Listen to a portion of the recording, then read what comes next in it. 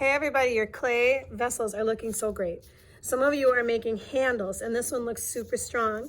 It's pretty thick. I think it'll hold up well. And I have a trick for keeping it in its shape, okay?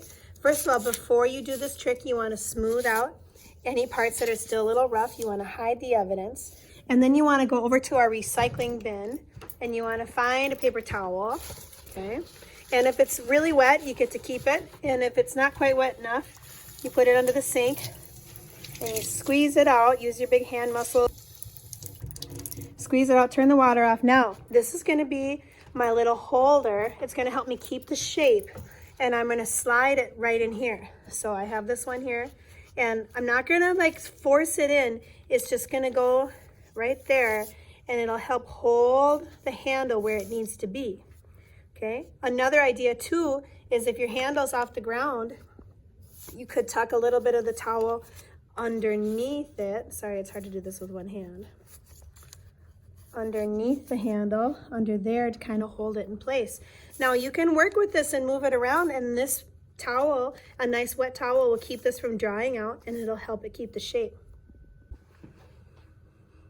A lot of students I've been talking to doing a Band-Aid technique. There's a crack right here and this clay is starting to harden up. There's not a lot of extra clay. So what you're gonna do is you're gonna make a Band-Aid. First, you're gonna wanna score the surface around the crack like this.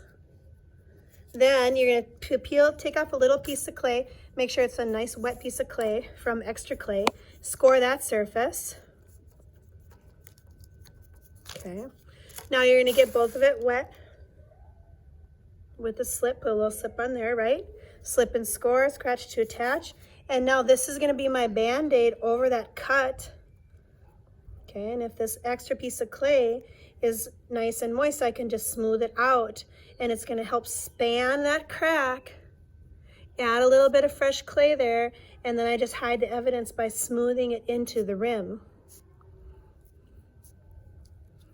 All right, crack is gone and it's nice and smooth. Speaking of smooth, if you're gonna use these as a cup or a mug or a bowl, you want the edge right here, the lip, to be really smooth so that when you put your lips up to it, right, you don't cut yourself or the liquid flows out nicely.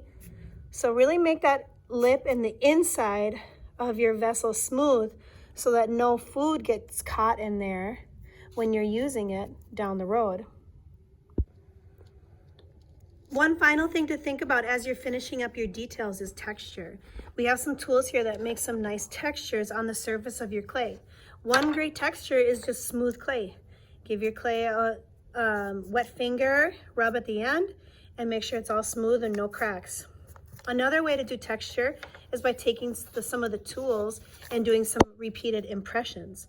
This is just a little loop tool, and I can make some fish scales by just repeating the loop tool across the surface. I'm not pushing down too hard.